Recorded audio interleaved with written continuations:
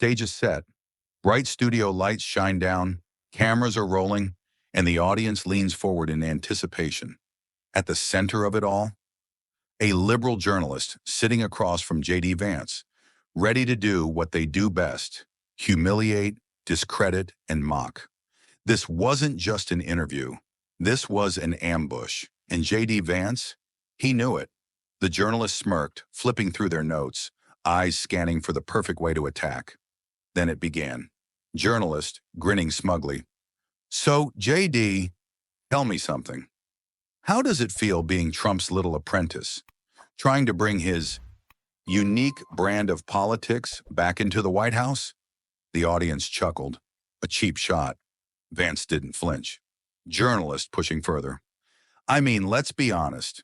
You've been called a right-wing extremist, a wannabe populist. Some have even said, you're just another clone of Trump with less personality. More laughter from the audience. They thought they had him. But JD Vance, he just smiled. Calm, collected, unbothered. That was their first mistake. Because while the journalist was busy mocking, laughing, feeling overconfident, JD Vance was waiting, watching, letting them dig their own grave. He leaned back in his chair, crossed his arms, and let the journalist keep talking. Journalist, sensing the audience's energy, going in for the kill. You see, people like you, so-called conservative heroes, always talk about fighting for the common man. But let's be real, you're just playing politics, aren't you? They leaned forward, smug, certain they had cornered him. But JD Vance, he was about to flip the script. And when he did, the journalist wouldn't see it coming. The media has never liked JD Vance, not because he's corrupt, not because he's weak, but because he doesn't play by their rules. They don't fear politicians who lie. They don't fear leaders who bow to the system. They fear men like him, men who tell the truth, no matter how inconvenient it is. And because of that, the attacks have never stopped. For years, the liberal media has followed the same playbook.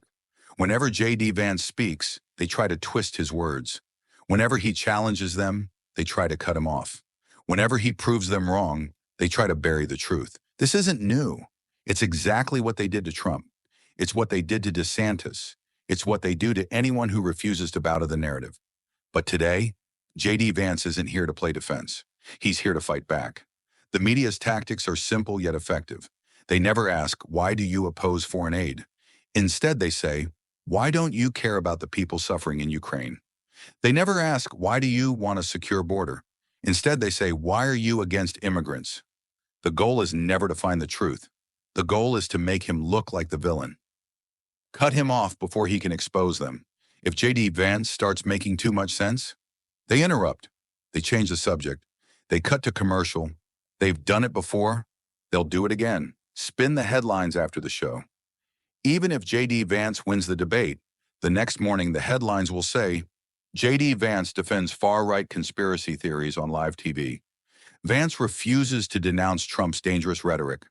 Conservative senator stumbles in heated exchange with journalist. It's all a game JD Vance knows all too well. But today, something is different. JD Vance has been waiting for this moment because the journalists sitting across from him, they don't realize something. They aren't about to interview JD Vance. JD Vance is about to tear them apart. The moment has arrived. The journalist leans in, eyes locked, smirk widening. They think they have him. They flip through their notes, searching for the perfect gotcha question, the one that will corner JD Vance, that will leave him stuttering, that will turn him into just another conservative politician struggling to defend himself. They don't know what's about to hit them. The journalist clears their throat. The room quiets. And then they go for the kill. Journalist, smirking. Senator Vance, let's be honest here. You claim to fight for the common American, but let's not ignore the facts. Your policies, they disproportionately harm minorities. They spread misinformation, and frankly, they sound like just another attempt to revive Trumpism. So tell me, are you truly working for the American people, or are you just another extremist pushing a dangerous agenda? Silence. A perfectly framed question, a trap. If JD Vance gets angry, they'll call him unhinged. If he denies it, they'll call him defensive. If he tries to explain, they'll interrupt him before he can finish a sentence. The audience leans in, waiting for him to crack. But JD Vance, he doesn't crack. He doesn't flinch. He just smiles and fires back. JD Vance, calm, composed. That's a cute little question. Now let me tell you the truth. The journalist shifts uncomfortably. That wasn't the reaction they expected. JD Vance, you call me an extremist? Fine, but let's talk about extremism for a second. His voice doesn't rise, it sharpens. JD Vance, what's more extreme? Wanting to protect American jobs or sending billions of taxpayer dollars overseas while Americans can't afford groceries? The audience murmurs. JD Vance, what's more extreme? Defending free speech or silencing people who don't agree with your narrative? A few heads nod. The journalist blinks. JD Vance, what's more extreme? Believing parents should have a say in their kids' education or telling them they don't? The tension is shifting. JD Vance isn't just responding, he's exposing. The journalist tries to cut in, but JD raises a hand. JD Vance, no, let me finish. You wanted the truth, so here it is. The studio is dead silent. JD Vance, the only thing extreme in this country is a media that lies to the American people while pretending to be neutral. Boom. The audience erupts. The journalist's face goes pale. They weren't expecting this. They were supposed to be in control. But right now, JD Vance is running this show. The journalist wasn't prepared for this. They were supposed to be the one in control, the one asking the questions, setting the trap. But now they were the ones on the defensive. The energy in the room had shifted. The smirk was gone. The confidence had cracked. The journalists glanced down at their notes, scrambling for a comeback. And then it happened. Journalist, stammering, forced laugh.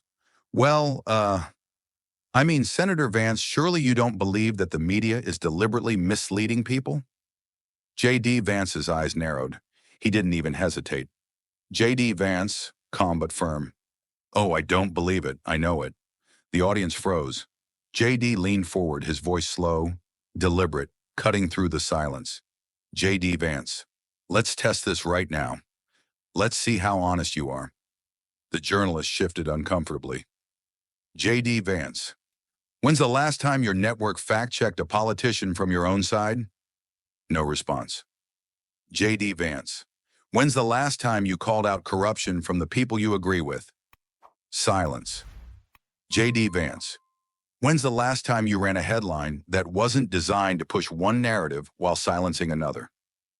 The journalist opened their mouth, but no words came out. And in that moment, it became clear to everyone. This wasn't an interview anymore. This was an exposure, and the world was watching. The internet explodes. It started with a single tweet. At Real News Now, JD Vance just exposed the media in real time? This is brutal. Then another, a patriot voice. Liberal journalist gets destroyed by JD Vance on live TV. This is going viral. Within minutes, clips were everywhere. The views skyrocketed, 10,000 views, 100,000 views, 1 million views. It was unstoppable. And the journalist? Their career would never be the same again. The damage was done. The interview was supposed to be a takedown of JD Vance, a moment the media could use to discredit him, to make him look weak, uninformed, extreme. But now it was a full-blown PR disaster for them. The media scrambles. Within hours, news outlets were in full panic mode. They weren't reporting what happened. They were spinning it, trying to control the damage, trying to rewrite history. But there was one problem. It was too late. The internet had already decided the full clip was everywhere. Trending on Twitter, the media could scream all they wanted. People had already seen the truth, and they weren't buying the spin. JD Vance's final response by now, every major journalist was attacking him. They wanted him to backtrack, to apologize, to clarify. Instead, JD Vance posted just one tweet, at JD Vance Official. I didn't destroy the media. They destroyed themselves. I just held up a mirror. Boom, mic drop. No more explanations, no apologies, just the truth. And once again, the internet erupted. This wasn't just another viral moment. It wasn't just another debate. This was a turning point. For years, the media had controlled the narrative. They decided who was credible, who was extreme, who was allowed to speak, and who was silenced. But today, that illusion shattered. The fall of mainstream media credibility. Something had been happening for a while. Trust in the media was collapsing. Gallup poll, recent study. Only 32% of Americans trust mainstream news outlets. Nearly 70% believe the media is biased and manipulates information. Over half think social media and independent journalists report the truth better than CNN or MSNBC. People weren't blind anymore. They saw the lies, the double standards, the hypocrisy. They saw how the media attacked people like Trump, DeSantis, Tucker Carlson, Elon Musk. And now, JD Vance was added to that list. But instead of being destroyed by it, he used it to expose them. And millions watched it happen in real time. Why people are turning against legacy media. For decades, the media was untouchable. They could take anyone down. They took down Nixon. They took down CEOs, world leaders, business giants. Because before, they were the only voice. But now things have changed. Now people have other options. People aren't watching cable news anymore. They're going online. They're searching for the truth themselves. In this moment, JD Vance just proved why they're right to do that. The rise of politicians who fight back there was a time when politicians feared the media. One bad interview, one headline, it could ruin them. But not anymore. Not with Trump, not with DeSantis, not with JD Vance. These new leaders weren't afraid. They didn't beg for approval. They didn't apologize when the media attacked. They fought back. And people loved it. Because for the first time in decades, there were leaders who weren't just surviving the media's attacks. They were winning. For decades, the media controlled the narrative. They decided who was right. They decided who was wrong. They decided what the people were allowed to believe. And for a long time, it worked. Politicians feared the press. They walked on eggshells, terrified of bad headlines, terrified of being canceled, terrified of losing everything. But then, something changed. The people started waking up. They started seeing the game. And in that studio, in front of millions, in one simple interview, JD Vance just exposed it for the world to see. The journalists thought they were in control. They had done this before, so many times. It was supposed to be easy. They had the questions ready. They had the spin prepared. They had the headlines written before the show even started. And JD Vance? He was just another conservative to be taken down. That's what they thought. But this time, the truth won. JD Vance didn't just answer their questions. He flipped the script. He exposed the hypocrisy. He destroyed their fake neutrality in real time. And worst of all, the whole world saw it happen. No editing, no cutting, no control, just raw, unfiltered reality. And reality doesn't need a spin.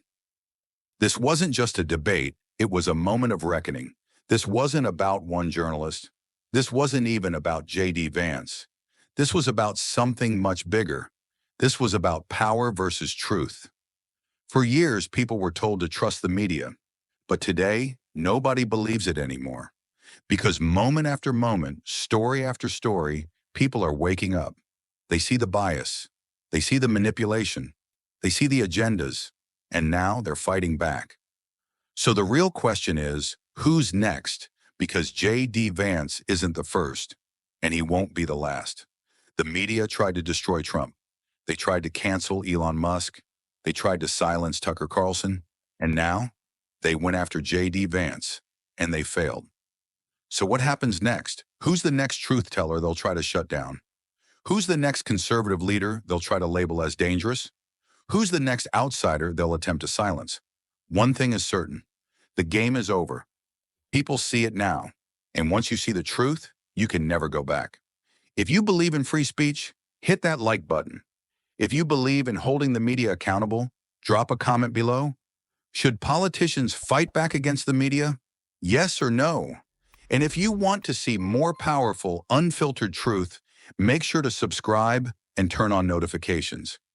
Because this is just the beginning. Stay informed, stay bold, stay fearless. We'll see you in the next one.